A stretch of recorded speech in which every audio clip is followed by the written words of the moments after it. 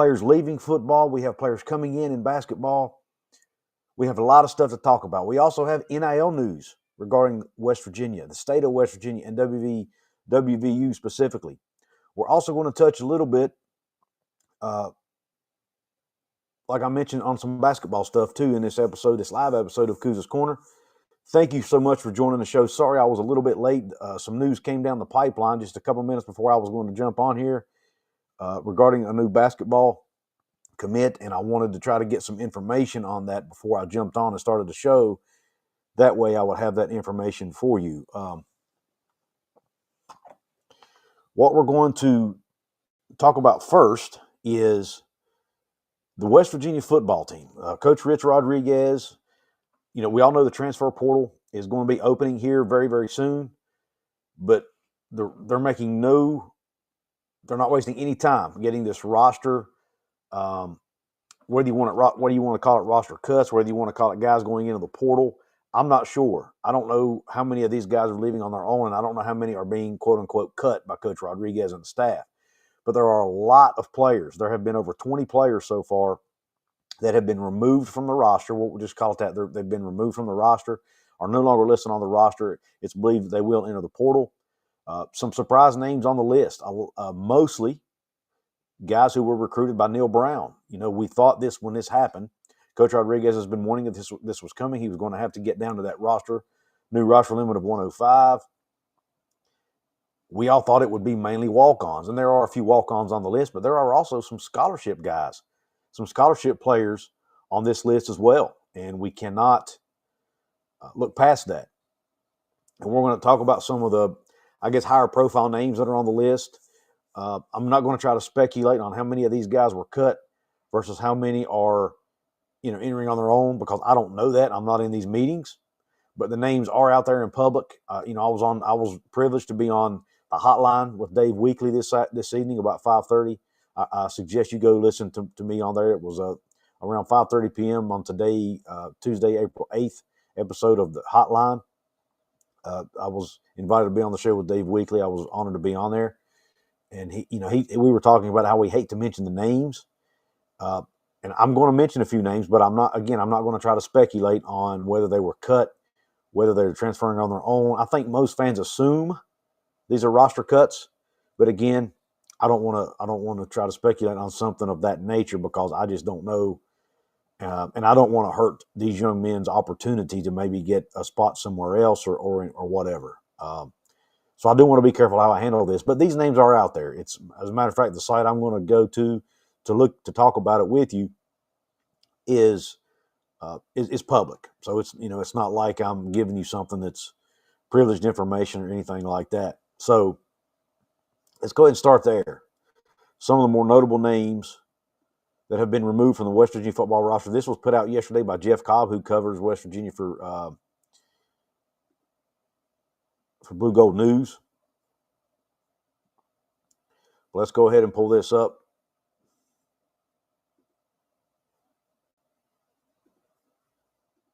So you can see it. Hopefully you can see it there. All right. So you've got running back L.J. Turner. This is one of the names that actually Coach Rod just brought L.J. Turner in the winter portal window. So he's only been on the team through spring ball, and now he's already leaving. Okay, that's a surprise.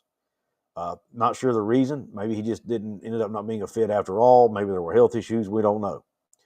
Tight end Jackson Aquarty. We had heard big things about him. Defensive lineman Elijah Kinsler, Mekhi Byerson, and defensive lineman Amir Leonard, Gene Charles. Now, Gene Charles was a true freshman. So he literally just got to campus, basically skipped his high school prom and the last semester of his high school life to come to spring camp at West Virginia. Now he's going into the portal already. So, it's got to be a tough time for that young man. But again, I don't want to speculate on the reasons. You've also got Obinna Onwuka. Now, this one was a big shocker to me because Obinna Onwuka, if I remember correctly, was a 4-star recruit according to some services. He was a bandit that was brought in by Neil Brown. So far, all these names, with the exception of L.J. Turner, were brought in by Neil Brown. You've also got linebacker Ramondo Johnson, defensive back Sammy Etienne, and defensive back Zay Jackson. Some of these guys were expected to be heavy contributors under Neil Brown. They are not even on the team anymore with Rich Rodriguez. Now, there were a lot of, like I said, there were over 20 guys. These are just a few. You also had running back Trayvon Dunbar, I think, was another one that I saw. One that's near and dear to my heart, Dom Collins, the wide receiver who is from Princeton, my hometown. Hated to see his name on this list. But again, it's, Rich Rodriguez was brought in to, if let's just assume these are cuts, right? Or roster cuts. Rich Rodriguez was brought in to win football games, okay? And in today's landscape of college football, players are allowed to leave whenever they want to. That's what the players ask for, right? But there's a downside to that. That also means the coaches can ask you to leave if they don't think you're a fit for what they're trying to do.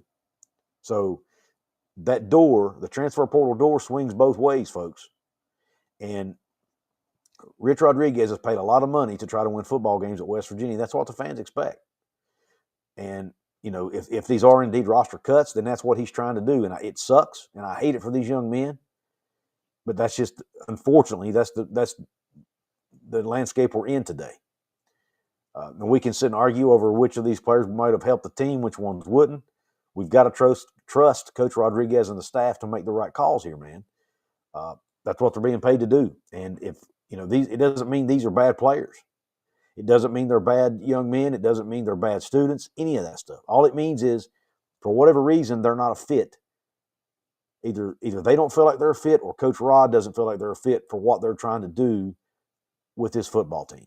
And as we talked about, it's mostly Neil Brown recruits. Coach Rodriguez he's a different coach than Neil Brown. He's going to set a different culture. He's going to bring in his own culture, his own way of doing things. And, maybe these players just don't fit that mold, don't fit what he's looking for. I think that's fair to assume that a lot of the Neil Brown guys are not going to fit what Coach Rod's wanting to do. Right or wrong. That's just, again, it's the world of college athletics today. I want to give a quick shout out to those of you who are watching. Whether you're watching on YouTube or X, I really appreciate it. This was kind of an impromptu show. I didn't announce it ahead of time because I wasn't sure. I was traveling today, wasn't sure what time I'd be able to do it. But if you are watching on X, I recommend you come over once the show's over. Come over to my YouTube channel, Couz's Corner. If you haven't yet, subscribe over there. Also, make sure you hit the thumbs up button, and that helps the algorithm. I'm actually in a hotel tonight, but this handy-dandy new software that I'm using to stream with allows me to put a background up even if I don't have a green screen. Pretty cool, huh? Yeah, please hit the like button. Shaq's in the house, who's a paid VIP member. He says 36 people watching. Please hit the X and give the video, I think you meant hit the thumbs up and give the video a like, please. Show some love to the hard work all these channels put in. Thank you very much, man. Appreciate you, Shaq. We've got Jeff Trowbridge in the house. We've got It's Not Okay Golf.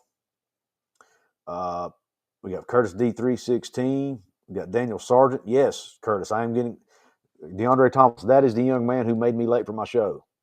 I am going to talk about him here momentarily.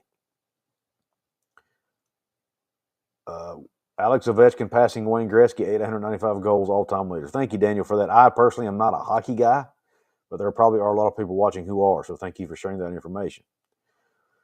All right. And you guys know the deal. Right now, don't have a ton of people in here, but the show's probably going to get bigger as we go through the night. If you want to make sure you get your comment seen and read, you can drop me a super chat. It's a way to highlight your comment. It's also an easy way to donate to the show, support what I'm doing here, and I will be sure to read your comment live on the show. Exactly, Tosh, and that's another thing. It's a great point. Back to the topic I was talking about, the players Rich Rodriguez, either the ones that he's letting go or the players that have decided to go to the portal on their own. Most of them are young players. If you'll notice, they're either, for the most part, are either freshmen or redshirt freshmen, with the exception of L.J. Turner, who, like I said, was just brought in by Coach Rod in the wintertime. For whatever reason, he didn't work out. But I do admire the fact that, hey, he's willing. It doesn't matter where you're from. It doesn't matter who recruited you. You're not working, you're not working. Another name on the list that I thought was a little surprising, may have taken some fans by surprise, was T.J. Johnson, the legacy tight end / wide receiver whose dad Torrey Johnson played at West Virginia.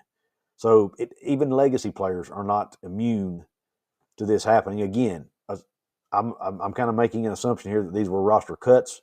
Not all of them may be. Some of them may be players who wanted to leave on their own. So I want to make sure I stress that.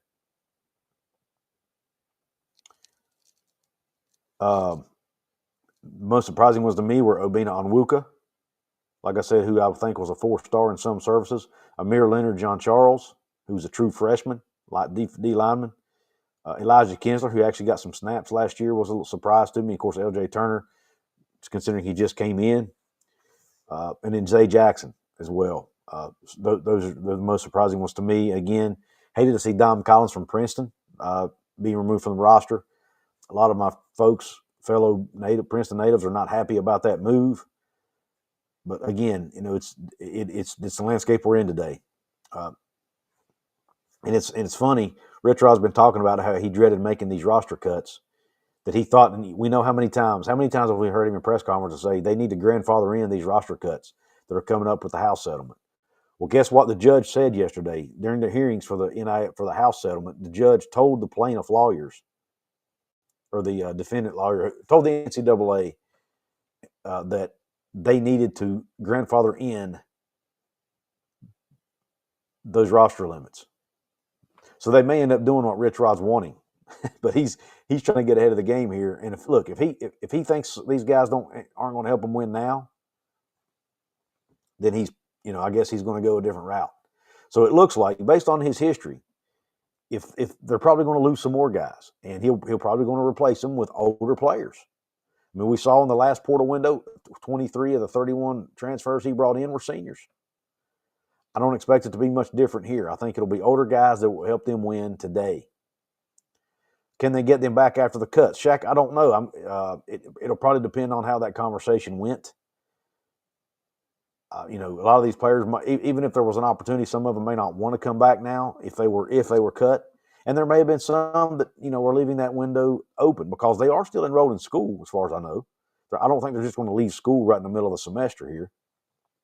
They're probably going to finish out the semester and then go somewhere else once they get in the portal. So it's a great question. I don't know the answer to that. It may depend on the player, and it may depend on the specific situations of each one. Zay Jackson is out of Huntington, Daniel. He's one of the in-state guys. Like I said, it doesn't matter if you're an in-state kid. It doesn't matter what position you play. It doesn't matter for your legacy recruit. Nobody's immune because at the end of the day, his number one job is to win football games. And he has to keep the players on the roster that he thinks give them the best chance to win football games. Look, I hate it, especially for the ones that are, the in-state kids. I hate it, man. I really do. And I feel bad for them if they were cut. But these players are going to land on their feet, guys. Listen, there are over 100. There are hundreds of between Division III, Division II. Well, I don't think Division III gets scholarships. Between Division II, FCS, FBS, there are hundreds of football programs out there that can give these young men a free education, potentially even some NIL money. Most of these young men are going to be okay. They're going to land on their feet. Some of them may even be able to go to other Power 4 schools. The ones who can't will likely go down a level or 2 levels. Play, maybe perform well, and have a chance to do what? Enter the portal in a year or two, and guess what? Go somewhere else. They can use this as motivation. If they got cut, they can use this as motivation to say, okay, I'm going to work my butt off. I'm going to get back to the P4 level, and I'm going to prove West Virginia wrong. That's what they got. That's how they have to treat this situation. They can't let it get them down. They've got to treat it just like it is. Look, they're adults now. And in the real world, sometimes you lose your spot. And these guys, some of them lost their spot. Again, some of them are probably leaving on their own accord, but the ones who aren't are losing their spot. They've got to try to go somewhere else and earn another spot and work their way back up, potentially. Now, again, some of these, like Obinna Onwuka, for example, he's probably going to find a home at another Power 4 school. Amir Leonard John Charles, probably going to find a home at another Power 4 school. So, while I hate it, it sucks. I still feel like these young men are still going to be okay. The sky's not falling. Things are going to be fine. They will find a new home. And it put everybody in a bad place, Shaq. It really did. These coaches are getting paid a lot of money. They have a lot of pressure on them to win. And unfortunately, that's what they're there to do. And whether it's fair or unfair, it's just the way it is.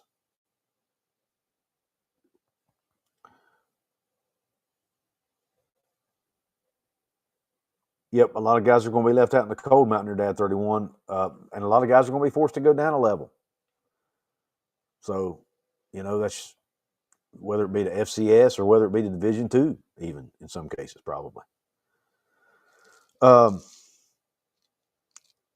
That's the football side of it, and that's I did see some news, and I plan on doing a separate video probably on this, but I did see some news where apparently the West Virginia picked up a 2025 recruit today as well, or commitment from a 2025 recruit today. I haven't even had a chance to sit down and do any research on it, but I do plan on doing it. I got to find that information. So they did gain a player today as well. Polar bear hunting, thank you, man. How many of the cuts were Rich Rod guys so far? Only one, WVU fan 13, and that was L.J. Turner, the one he brought in, one of the running backs he brought in this winter. Sorry, guys, I'm looking to see. I was wanting to bring a guest on the show tonight, and I sent him a DM earlier. I was trying to see if he answered me. Nope, he hasn't seen my message yet. But anyway, let's go ahead and jump over and talk a little hoops. Actually, before we talk hoops, I want to talk about the new NIL. Will you guys tell me in the chat, would you rather talk hoops, roster movement, or would you rather talk about the NIL bill in West Virginia? But while we're doing that, I'm going to give a quick shout out to one of my channel sponsors, Couz, Cantor, Stone Street, and Buckner. So I'll be back in about 40 seconds. Since 1931, the attorneys at Couz, Cantor, Stone Street, and Buckner have been the voice for victims who have suffered serious injury or death. They have a fierce passion for truth and justice and a sincere compassion for those who have been wronged by others. Whether you have been in a car accident or fighting with an insurance company, or you or a loved one has suffered serious injury or death due to medical negligence, we will ensure your voice is heard loud and clear.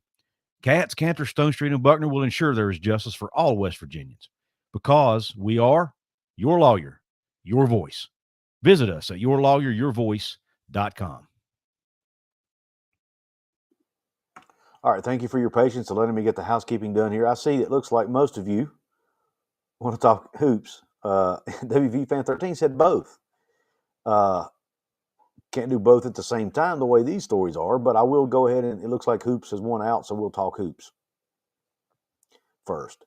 First, let's go ahead and start with the transfer news today. One of Ross Hodges' players from North Texas appears, at least, there's a little asterisk by this, appears to be following him from North Texas to West Virginia. And here's an article that's over on my website, wvsportschat.com, by Miss Shauna Rose over there. She did a great job writing this article, but it says, WVU adds North Texas forward to roster. North Texas forward Brennen Lorient has announced his commitment to West Virginia on Instagram on Tuesday. The 6'9", 215-pound junior played for head coach Ross Hodge last season after spending his first two seasons at Florida Atlantic. With the Mean Green, he averaged 11.8 points and 4.9 rebounds per game and shot 57% from the field and 47.8% from three on 23 attempts. Lorient was named to the American Athletic Conference First Team All-Conference and was voted as the AAC Sixth Man of the Year this season. The Ocala, Florida native entered the transfer portal on April 7th with a no-contact designation and committed to the Mountaineers the following day. He also had considered the NBA draft. Now, according to 24/7 Sports, he has not ruled out going into the draft. But we'll see where that stands. But more than likely, he's not going to be drafted, from what I'm hearing. But here's his Instagram post. Well, yeah, there's his Instagram post. You see, it's a picture of him in a West Virginia uniform. Obviously Photoshop, but really good graphics work there by whoever by whoever did that. It's on his post, but obviously with the flying WV behind him. So I love it, man. And listen, this is a really good basketball player. I watched some of his highlights. Obviously, the stats I read to you there sort of speak for themselves. 11.8 points, 4.9 rebounds, almost 50% from three. Now, only on 23 attempts. I get that. Not even one a game. But when he shoots them, he makes them. It shows you he's not taking bad shots. He's efficient on the offensive end. And I tell you what, I really like his athleticism is through the roof. He can jump out of the gym. He has long arms. He's 6'9" with length. He can guard. He's a great athlete. This is the player. Some of you may have heard what Ren Becker talked about when he was talking about, when he talked to Dusty May, when he was doing this search, and he talked to Dusty May about Ross Hodge. Dusty talked about having a player at FAU that went to play for Ross at North Texas, and Ross was able to get more out of him than what Dusty was at FAU. This is the player he was talking about. He didn't start off his career at FAU all that great. He went to North Texas and thrived and did well under Ross Hodge as a six-man coming off the bench for the Mean Green. Now they've added a 7-foot big that weighs about 280 pounds that's not going to get pushed around down low, which West Virginia lacked a year ago, or a season ago, this past season. And then now they went out and got an athletic 6'9" forward who can guard and who's going to play above the rim some, but can also shoot it when he needs to. But that's really not his number one game. What he prefers to do is get to the rim. So I really like this pickup. He's going to be familiar with Ross Hodges, the way Ross Hodges likes to do things, which is we've talked about a lot, and you've heard even Coach Rod talk about on the football side. It's always good to have someone who knows your system, knows what you expect, and can help the other guys figure all that out, the new guys figure all that out. Now, it's expected that there might be some other guys coming from North Texas as well, like point guard Jasper Floyd. He has now entered the transfer portal. There's speculation that he'll probably come to West Virginia as well. But this pickup of Brennen Lorient, to me, is very, very, very good. And this is him and Floyd were the two players in one of the first shows I did about this topic. Someone asked me, hey, what players could follow him from North Texas? These were the two that I mentioned.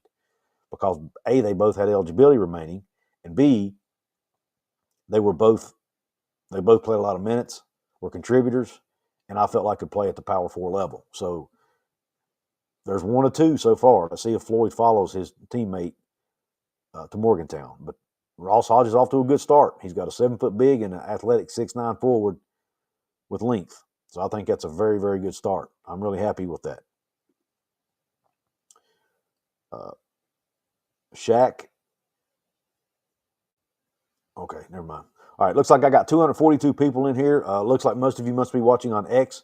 If you are watching on X, thank you very much. I really appreciate you tuning into the show. After the show, I'm asking that you please come over to YouTube, check out Couz's Corner over there, and please subscribe if you haven't yet.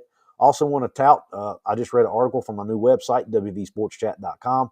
Come over there. We're putting up articles every day over there, whether it be about football, basketball, even baseball coverage over there at WVSportsChat.com. So come over, check us out. Myself and about 3 or 4 other writers over there putting stuff up on a daily basis.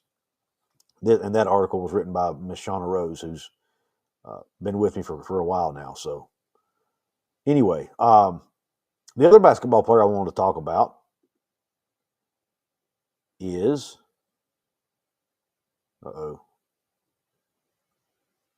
did I lose it? I think I lost it. Dang it. Yep. Anyway, it was DeAndre Thomas, a high school recruit that was supposed to follow, or that is following Ross Hodge from North Texas to West Virginia. I'm going to bring his announcement up for you real quick.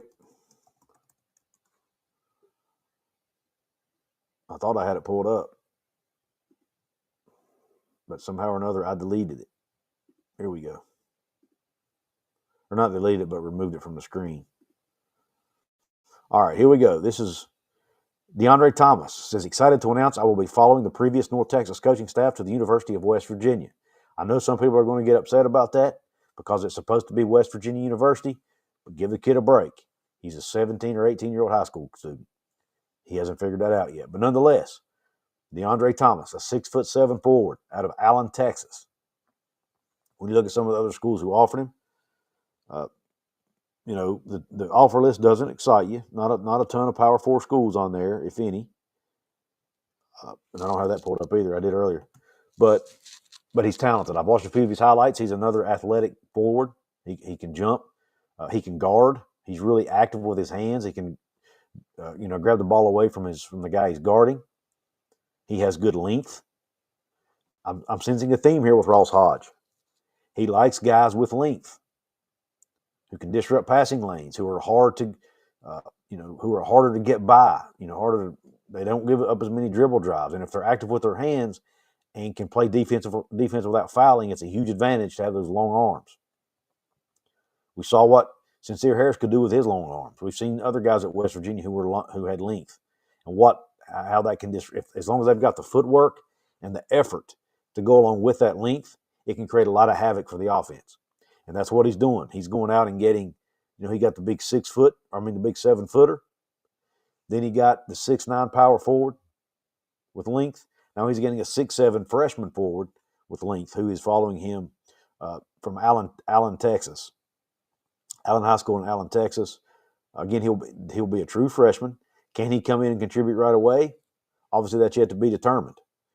And I haven't, his huddle highlights are kind of hard to get through because they're broken up. It's how they do it is weird. Apparently, his high school has their own huddle account, and they put stuff up of all the players or multiple players. So you've got to sort through various highlights to get to his. So I wasn't able to watch it a ton. And like I said, this news just dropped a few minutes before I was getting ready to come on live. So I wanted to get take a little bit of nuggets, but I did watch a few highlights. He can go up and block shots. He can shoot it from three. He has a really nice shooting form. Doesn't have the quickest release in the world, but he doesn't really have to. I mean, to compare it to somebody, I would compare his shooting touch to Amani Hansberry. He has that Amani Hansberry looking shot. He's smooth with it, has a really good form. He doesn't jump real high when he shoots his jump shot, but he has really good form and is good with it. And but I think again, and I haven't looked at his shooting percentages or anything, but what I really like about him, it seems to be, is his athleticism, his ability to get to the rim, and his ability to play defense and use that length. So yeah, I'm excited about DeAndre Thomas. Ross Hodge is first official freshman recruit. He's the KJ Tenner of this class. KJ Tenner had committed to Darren DeVries at Drake out of high school, followed him to Morgantown. This young man's doing the same thing. He was able to get out of his national letter of intent to North Texas and is following Ross Hodge and apparently most of the staff, according to him, to West Virginia. WVU Fan 13 says, do you see us landing any P4 portal transfers? Maybe. I think so. There's a couple. There's a young man from Washington I think they're going after.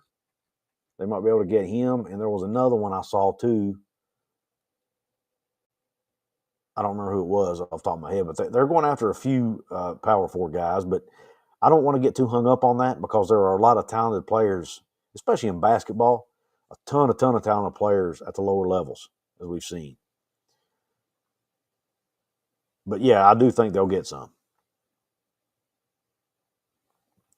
Curtis D says all the teams that made it far in the NCAA tournament were big and athletic. Absolutely. And but you do have to have good guard play. But again, if Jasper Floyd transfers from North Texas, I think that's step one. Jasper Floyd has won everywhere he's been. I think he won a national championship at the JUCO level with his team. He was really good at North Texas as well.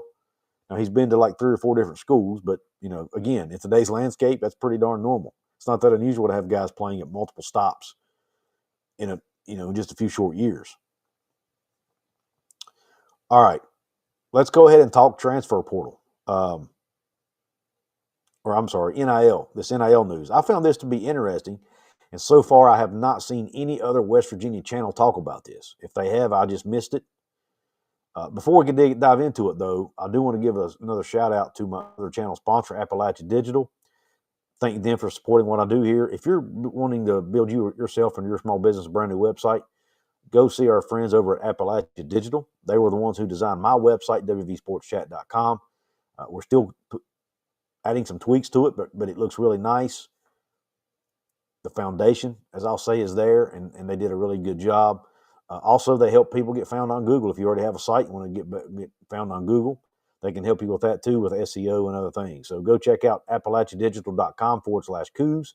Let them know I sent you, and they will help you with your website needs. Now, yeah, that's fair, WVU Fan 13. He's talking about basketball P4 experience, and especially in the Big 12, and how valuable it is. Valuable. It is valuable. I don't question that at all, or don't doubt that at all. So that's a very fair question. What I like about it, or what I like about basketball, is they should have multiple games against non-conference P4 opponents before they get into conference play. The way the schedules are laid out, so they'll have some game experience before they get to that point.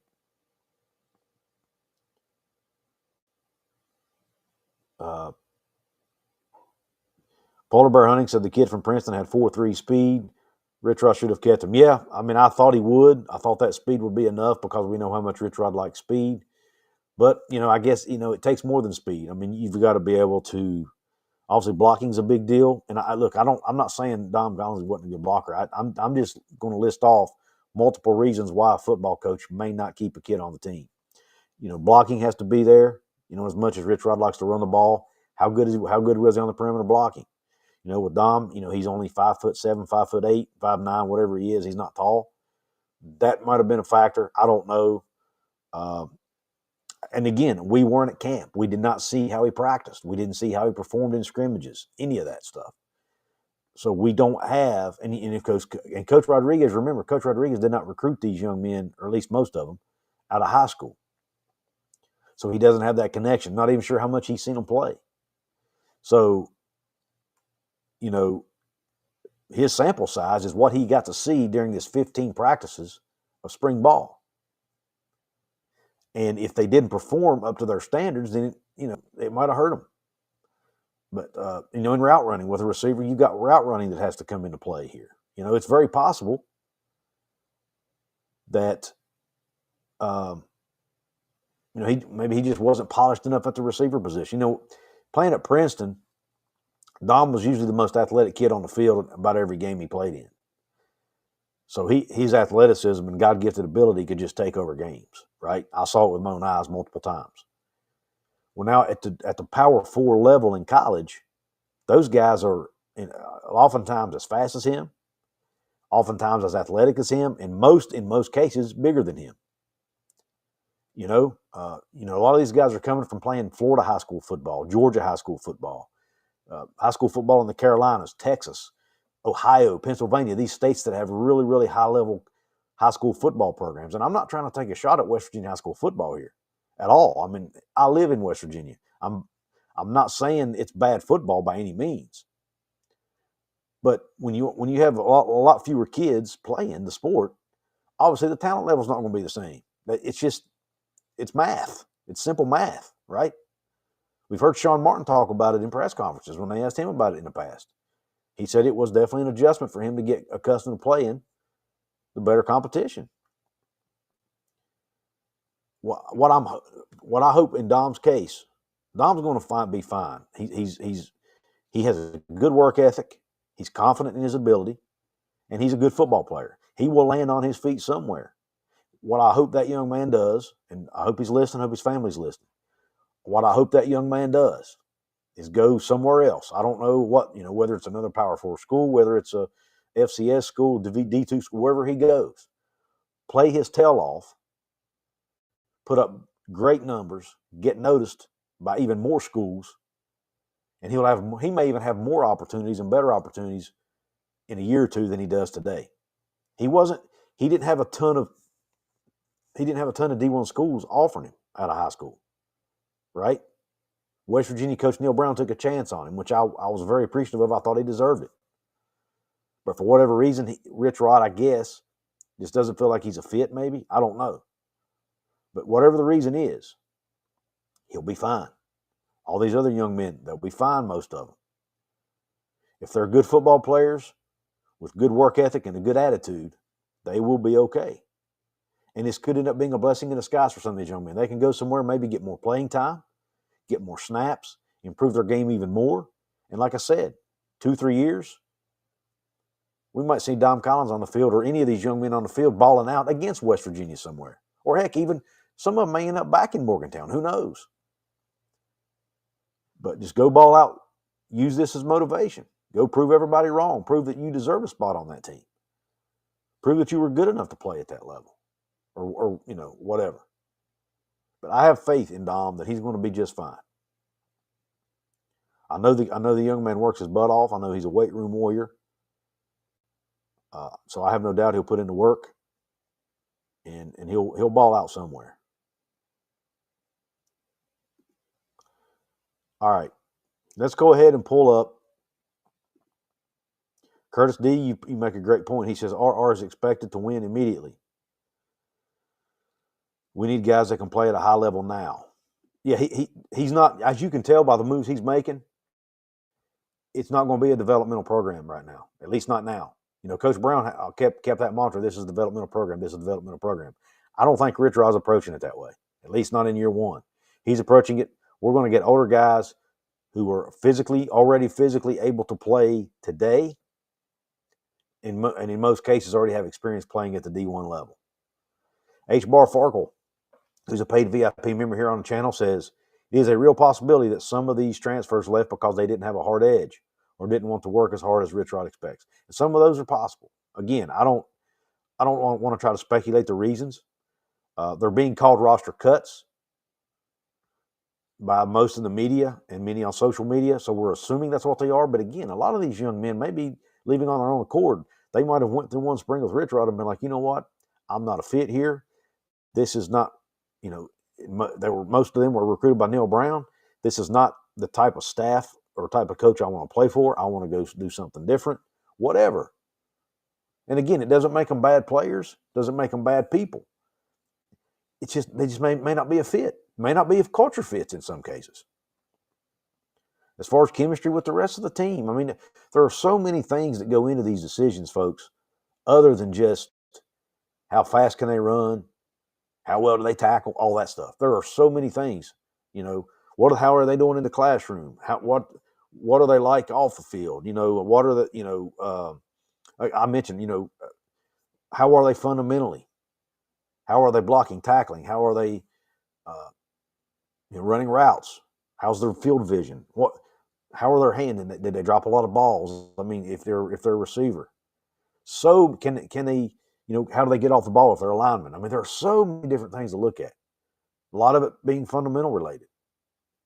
Do they play as hard as I expect? If putting myself in Rich Rod's shoes here, are they playing with the amount of effort I'm expecting? So many things here to look at. Do they slouch in their chair during meetings? I mean, that's something that Rich Rod has talked about before. But yes, every school has roster cuts. Polar Bear Hunting says he's from Beckley. That's cool, Polar Bear Hunting. I get to Beckley quite often myself, especially for work. We all knew unwanted cuts was coming with the 105 deadline, plus with RR having said we need to get faster, harder, et cetera, we knew cuts was coming. Will be coming and more portal additions coming. Absolutely, Stanley. Totally agree.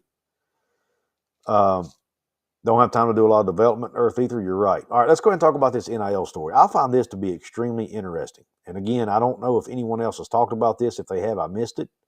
I've been planning to talk about this for several weeks now.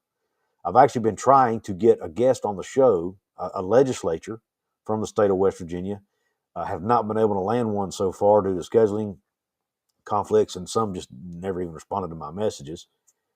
But a story came out today, and I'm still going to try to do that, by the way, especially if the bill passes, which I expect it will. There's actually two separate bills related to NIL in the state of West Virginia, but if they both pass, I'm going to try my best to get someone on who can explain this to me, because I have a lot of questions. Even after reading this article today, which was really well done by Dave Wilson, I just struggle to wrap my head around a lot of these NIL topics and a lot of these legal stuff. But it says, this is over at WV Metro News. It says, Rodriguez and Baker urge legislature to approve NIL bills. They were in Charleston today. The legislature has a couple more days left of their session.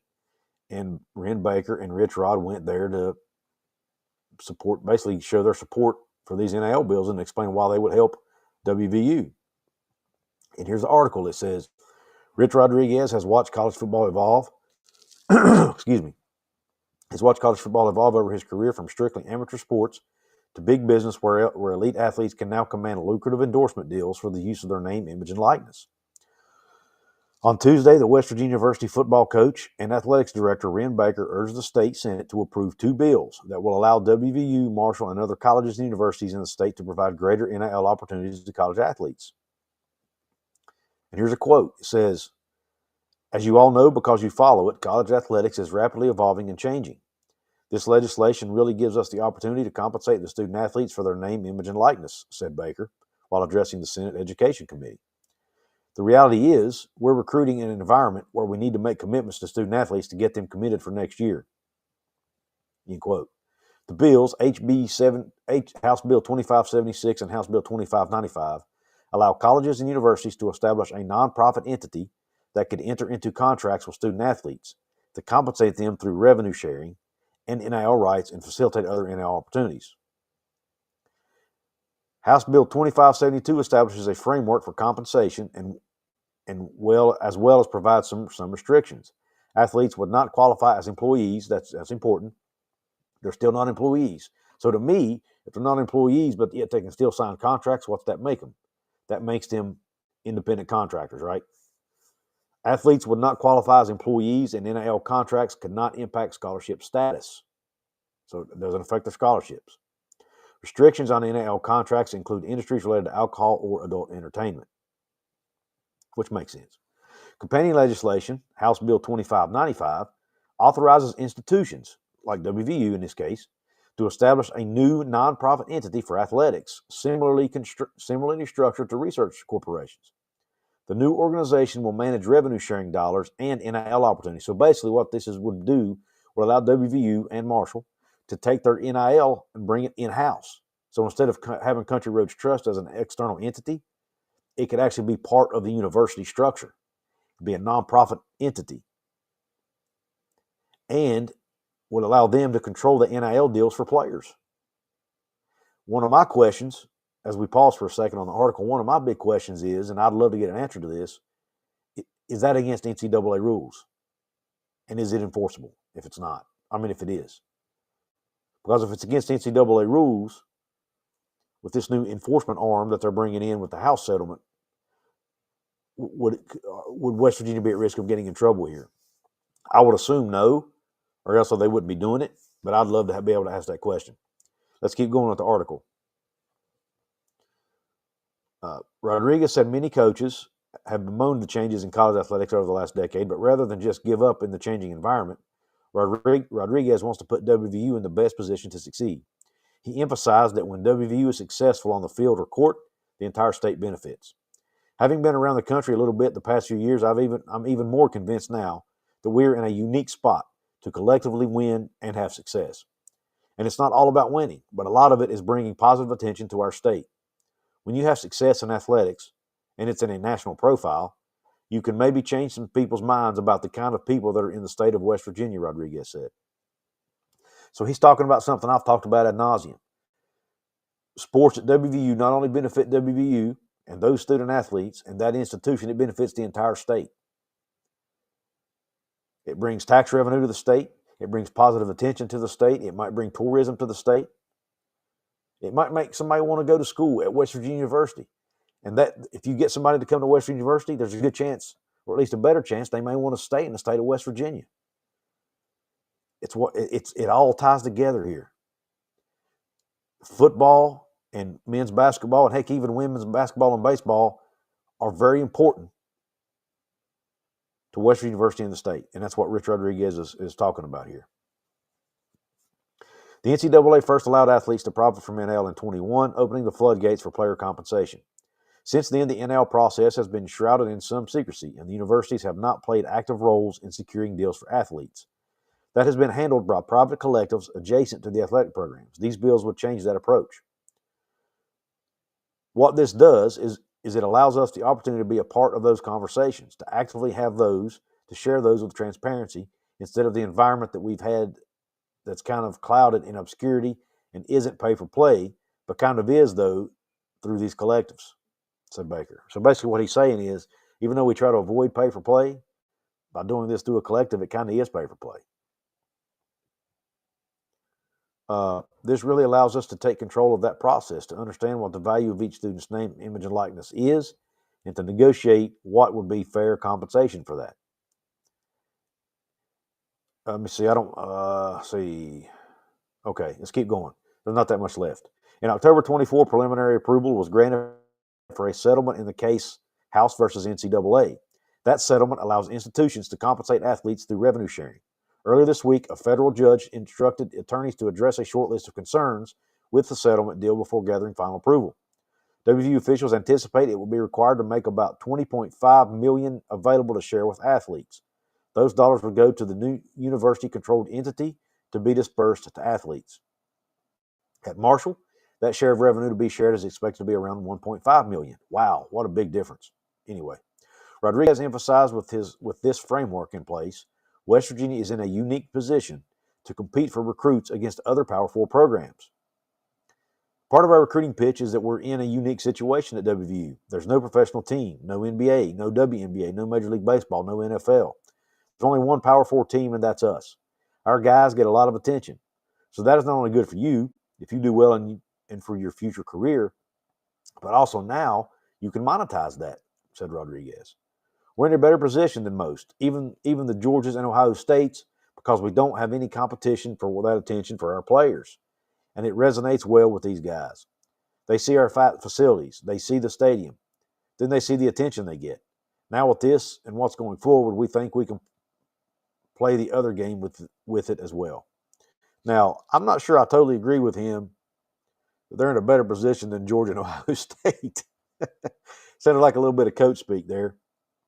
But point remains. He's touting the fact that West Virginia football players are very popular, especially if you're the quarterback or a receiver or, someone who gets a lot of attention, right? You're the most popular people in the state. And Rich Rod wants to emphasize, he's emphasizing that to these legislators and let them know, hey, this will help us in recruiting. And in the process, not only will it help us win more football games, it'll help West Virginia University as a whole and help the state of West Virginia as a whole. So I'm all for these bills. Now, like I said earlier, one of my questions is this legal within the NCAA? And the contracts that they would be able to sign through these bills. What are going to be the parameters around the contracts? Can you lock them in for 4 years? Are they 1-year contracts? There's so many questions that could arise from this. It'll almost make your head spin, to be honest. And these are questions I want to try to get answers to. Again, if I can try to get somebody on the show, if there's somebody out there watching this, if you're a state legislator who's been involved in this bill, the crafting of this bill, I'd love to have you on the show. If you're someone at WVU who's helped lobby for this bill, I'd love to have you on the show. If you're an attorney at West Virginia who's helped craft this bill, I'd love to get you on the show to talk about this and how it would benefit WVU, how it would benefit student athletes, and how it would benefit the entire state of West Virginia. And look, if you're a West Virginia fan watching this, I urge you to contact if you're passionate about this and you think it matters, contact your state legislators, contact your state senators. It's already went through the House.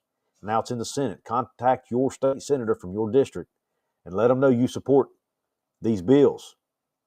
Let them know you support HB. Let me read the numbers again. HB 2572. Or no, wait a minute. There's two different numbers here. HB 2576 and HB 2595.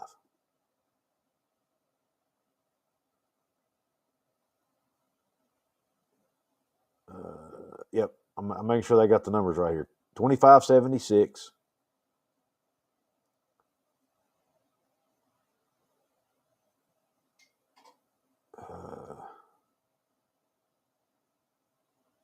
Yep, okay.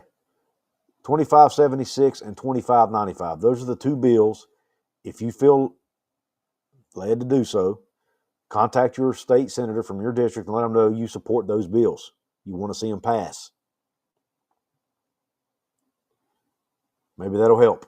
If they know their constituents, if they realize how passionate we are about our Mountaineers and how many of us are backing our Mountaineers, maybe they'll be more likely to pass these two bills, and it can help West Virginia when they're out there recruiting. They can tell these players, hey, we're going to work for you, directly with you, to get you NIL deals. We're going to get you fair market value. We're going to do things the right way. We're going to take care of our student athletes. Because apparently there are other states like Ohio, I heard that Virginia has a similar bill. I heard that Georgia might have a similar bill. Maybe that's the reason he mentioned Georgia and Ohio State, Coach Rodriguez. Maybe that's why he mentioned Georgia and Ohio State in his speech, specifically, because there are other states in the country that have similar bills that allows for things like this to occur, which gives them a little bit of an advantage in recruiting. So anyway, that's the two NIL bills that are floating through the West Virginia House, or I should say West Virginia Senate right now. It's already passed the House. Greg Hunter and others I've heard comment on this seem to think it's going to pass, and seem to think if it does pass, that Governor Patrick Morsi will sign it into law. I think there are a couple more days of the legislative session left, so we'll see where it goes. H. Bar Farkle says, great content, really good information on a subject most folks don't understand what's going on. And look, I got to credit WV Metro News for this article. I think this is actually the second one they've written on it. I've just been kind of waiting to talk about it because I wanted to learn more about it. And I read this article, and then I heard some commentary on it on statewide sports line tonight while I was driving in my car. They kind of explained it a little better, and then of course I've kind of put my own thoughts around it. And again, I'm trying my best to get a guest on who can explain it a little bit even better, and maybe answer some questions we might have.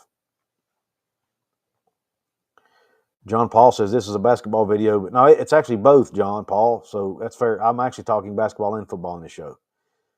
The kid is a dog. He's a dog. He'll be fine. He's going to land on his feet.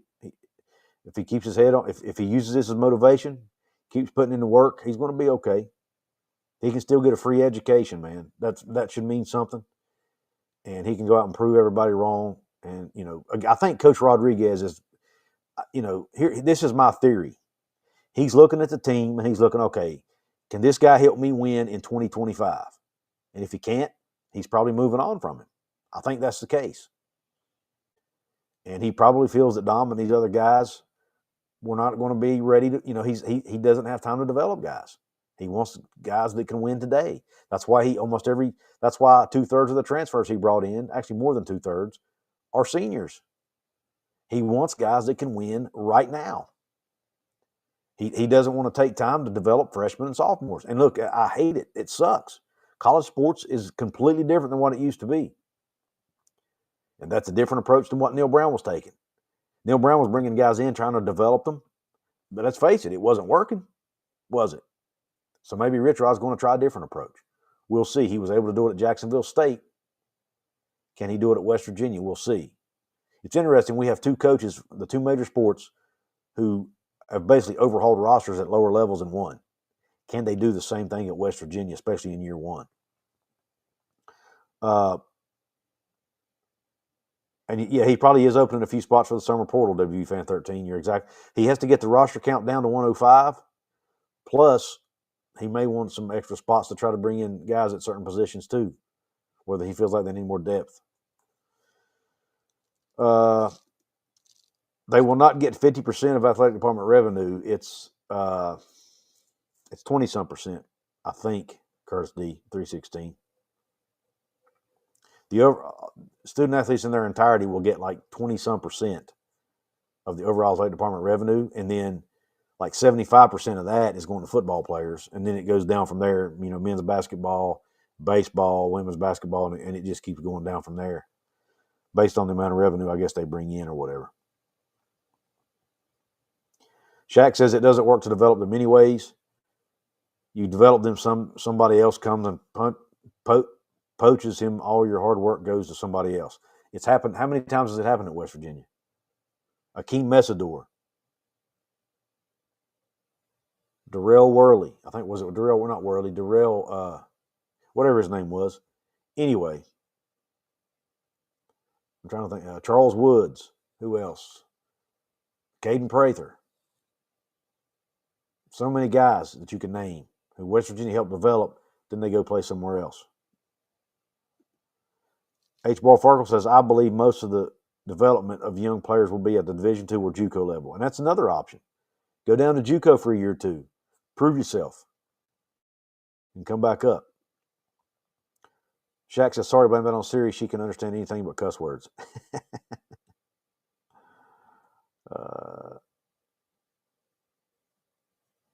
Tyson in the house says, appreciate all the hard work, Couz. Thank you. I don't remember seeing your name in here before, Tyson. Thank you for the comment. That, or maybe you just changed your name. Stormy Cyclone in the house. Still have to wait for judge's decision. Sounds like it may take her a while. Yeah, the judge in the House settlement case has not made her announcement. She's giving the NCAA a week to respond to her requests. She wants the 105 roster limits grandfathered in instead of doing it all at once. And she wants new language about, I don't even know how to word this. Basically, the payments that were going to go to, there was some kind of language that was going to prevent future student athletes from filing lawsuits. It was going to basically tie future athletes up to 10 years, tie future student athletes into this settlement. And I think she's wanting that language taken out or changed because she doesn't feel like it's right to tie them into something they are not, involved in. It's all right, Shaggy. We thank you for hopping in, man. You can always go catch the replay. That's what I have to do on most live streams anymore on YouTube. I always seem to miss them. But thank you for your support, brother. And then Randomly Savage says, everyone drop a like and subscribe. Trying to get to 10,000 subs. I'd love to do it by the end of 2025. Be a big deal, a big accomplishment for my YouTube channel to get to 10,000 subs. Would love for you guys to help me get there. I want to give a quick shout out to Dave Weekly over at the Hotline at WV Metro News. He has it's an afternoon. For those of you who may not be familiar, it's an afternoon show that airs on WV Metro News across the state of West Virginia. May even be on some radio stations too. I'm not sure, but nonetheless, I usually catch it on WV Metro News. But he talks a lot about sports. They talk about other things too, but a lot about sports. And Dave's a big sports fan, and come to find out, he's a fan of this show. He's a fan of my show. He watches about every show, and he invited me to come on today. We talked a little bit about the show. He asked me my opinion on some West Virginia football topics, West Virginia basketball, some other things, and it was a blessing. I was really honored to be asked to go on the show. It's a very popular show. I think most people in the state of West Virginia know who Dave Weekly is. Everyone obviously knows who WV Metro News is. It's the home of Hoppy Kirchhoff and others. So I was honored to be on there. I want to give a shout out to Dave and the show for having me on. You guys can go check the replay of that on the podcast version once it's up. I went on about 5:30. It's a 3-hour show, I think, and I was on during the last 30-minute segment. So hopefully that helps you find it. But just shout out to Dave Weekly. I ask that you go support his work over at WV Metro News and listen to the Hotline every day between 3 and 6 Eastern. Thoughts on last night's game, Stormy Cyclone? Man, it was rough. I feel really bad for Houston fans. I felt extremely bad for Kelvin Sampson and that team. They had that game in their grasp and they let it go, man. Now, the officiating was a little suspect at times. I thought the officials affected the game too much. But at the end of the day, man, Houston had chances to keep their foot on the gas, and they weren't able to do it. They turned the ball over 4 or 5 times late. They weren't able to get a shot off there at the end. I thought, now you got to give some credit to Florida. Florida's defense stepped up and played much better late in that game. And at the end of when it came down to crunch time, and the teams needed buckets, Florida made buckets and Houston didn't. That's what it boils down to. And I felt horrible for Houston. I mean, it had to be heartbreaking. You've got Kelvin Sampson, one of the best coaches in college basketball history, just still not able to get over the hump,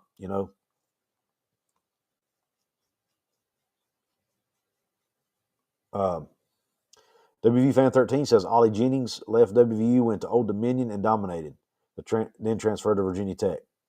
Great point. Some of these players can do the same. Kenny Evans in the house, another VIP member. He says, each school has to go from 120 to 105. That's about 2,000 players not playing. Do you think they should invent new teams so those guys can play?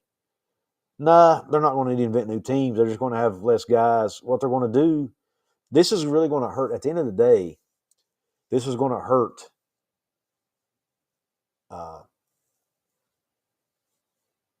could potentially hurt high school recruiting because guys who would normally be playing at the P4 level now will be playing at the G5 or FCS level, especially a lot of walk-ons. So those teams will be recruiting less players. And a lot of those players, a lot of players are going to be moving down for a level from what they would have been before. So you're going to have better players now probably at the FCS and D2 levels than you would have had before. Because those guys are now, what are they going to do? They're going to earn their spot on a Power 4 roster.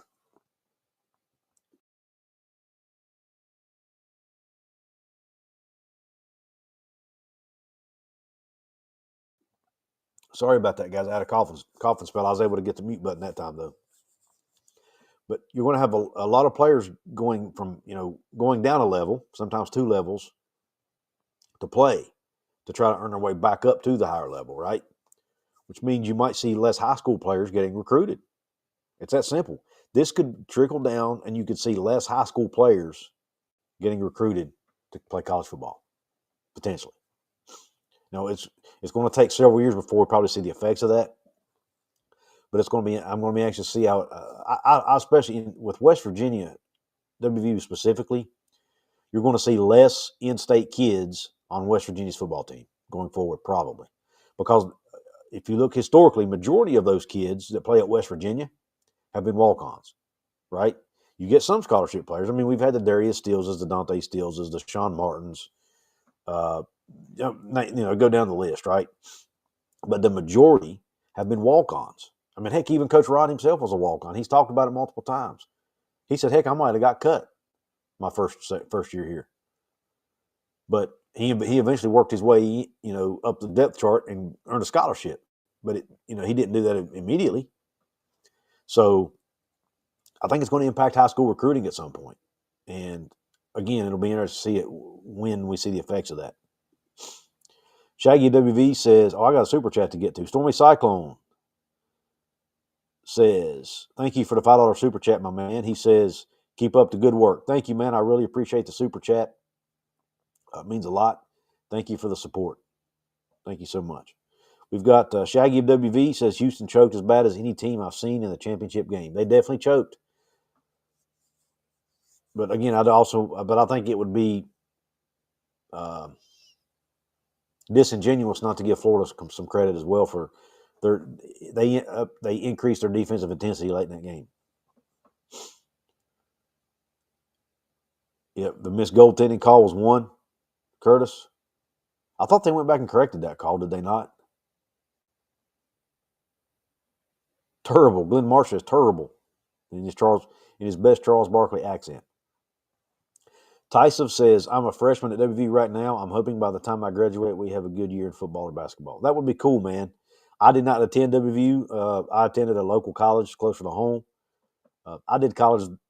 I was kind of backwards in my college. I started college. I quit. I got my 2-year degree, then quit, got married, started a family, then went back to finish my bachelor's. But because I was married and had a family, I obviously wasn't able to move to Morgantown. So I went to a local school, small school, where I was able to commute back and forth. But I have been a WVU fan since I was a small kid. So that's just a team I've grown up rooting for. My dad cheers for them. So I grew up cheering for them, and I love the state of West Virginia. So as long as they're wearing West Virginia across their chest, I'm going to cheer for them. But it would be really cool for you as a student, Tyson, to be able to experience that. I've heard other people talk about how cool that is to go to a school where they're successful in sports. It really it can actually have a positive impact on your experience at that school for some people. If you're a sports fan, I'm sure if you're not a sports fan, you really don't give a crap.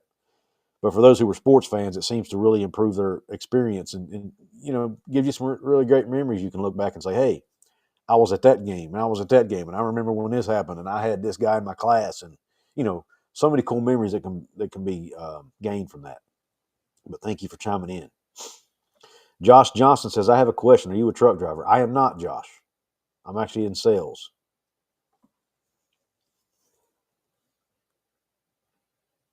Yep. Michelle, you're right. Just think of all the Owen Schmitz we might be missing out on. That's exactly right. Now, interestingly enough, one in-state kid that did not get, so far has not uh, been removed from the roster is Judah Price, the player of the year from Independence High School, the running back. He's about 5'5", 5'6", but is an absolute dog, great athlete. So far, last I checked, he was still on the roster. So we'll see how that plays out.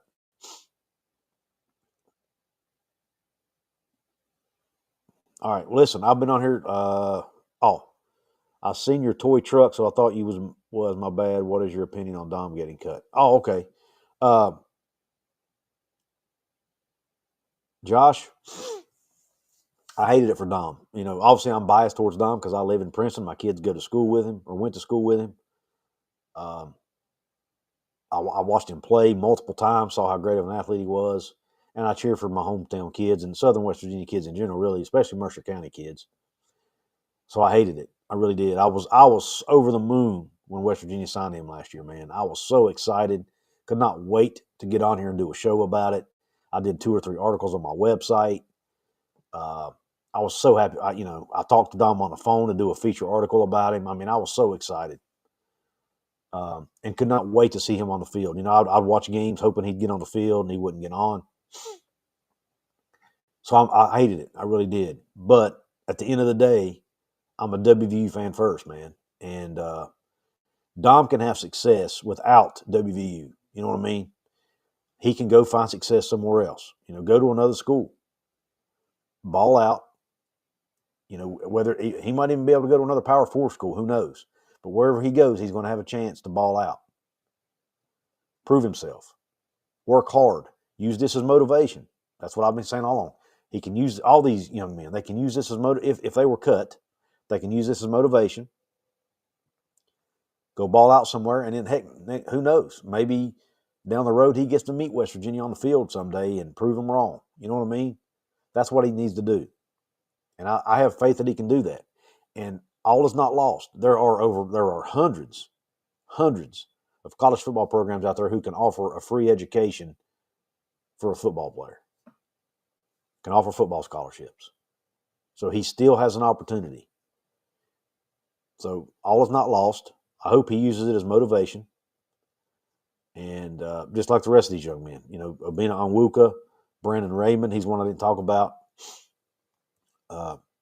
Amir Leonard, Gene Charles, Zay Jackson, another kid from West Virginia. Go on and on. There are a lot of players that were quote unquote cut or had their names removed from the roster or are transferring, whatever the case may be, who can still go find success somewhere else. And at the same time, West Virginia can have success too without them. So it goes both ways. And the way this world works, man, whether it be in a job or whether it be in example of a college sports team, sometimes you're just not a fit for each other, man. It even goes in relationships. Sometimes you're just not a fit. And for whatever reason, it just wasn't a fit. I don't know why. Doesn't mean any of Dom or any of these other players are bad players. Doesn't mean that they're bad students. Doesn't mean they're bad people. Just not a fit. And that's the way we have to look at this. And Rich Rod's got to find guys who are fit. And based on the roster and the people who are no longer on it, it's mostly younger players. So he's obviously trying to win right now. Most of the players he's keeping are veteran players. Stanley Metz Jr. says even if Dom doesn't make it at the D1 level, he'd still be a fast beast at a smaller school and maybe get a full ride to boot. Exactly, Stanley. That's why I say I know it's got to be disappointing if he did indeed get cut, which again we don't know that for sure. We don't know that for sure. That's speculation. But if that's what happened, then he can still go get a free education somewhere else, and that's a big honor. A very, very small percentage of people get to do that.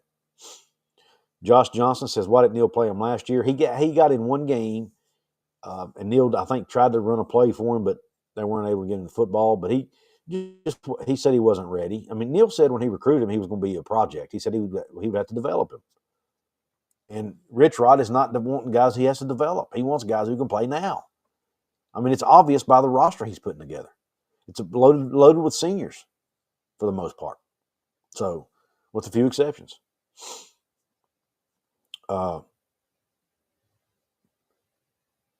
Yeah, I think he played one snap in one game, maybe 2 snaps, something like that. That was it. Tysov says if this baseball team isn't ranked next week, I'm going to flip out. They did make it in some of the polls, didn't they? Just not all of them. But they as long as they keep winning, man, they're eventually going to have to put them in, right? Especially if they win the Big 12. Josh Johnson, you're from Princeton too. That's awesome, man. That's awesome. Live in North Carolina now. Yeah, I have some family in North Carolina. It's my wife's family technically, but yeah, my family too now. A lot of people from West Virginia moved to North Carolina to find work, unfortunately. Neil going to Texas. Josh, I have no issue with it. I have no issue with Neil Brown going to Texas. I wish they were paying him more money so that would be less money West Virginia has to pay him. But, I wish no ill will towards Neil Brown whatsoever. Neil Brown, for all accounts, seems to be a really good guy, really good dad, really good husband. Just whatever reason, he didn't work out at West Virginia. So I don't wish ill will on him at all. All right. Listen, I'm going to call it a night. I'm in a hotel room here. It's 9:30. I got to go get a shower, get in the bed, get ready for my meetings and long day of travel tomorrow. Thank you all for hopping on this show. Thank you for the support. Have a great night. Remember, shout out my sponsors, Katz, Cantor, Stone Street, and Buckner Attorneys at Law and Appalachia Digital. Thank them for helping support me. Take a look at the names on the bottom. VIP member shout-outs, Kenny Evans, Al Walker, Dane the Surveyor, West Virginia Wildman 82, and Hellbilly. Thank them for being paid VIP members. Thank you all again for the support. Have a great night. Q Country Roads.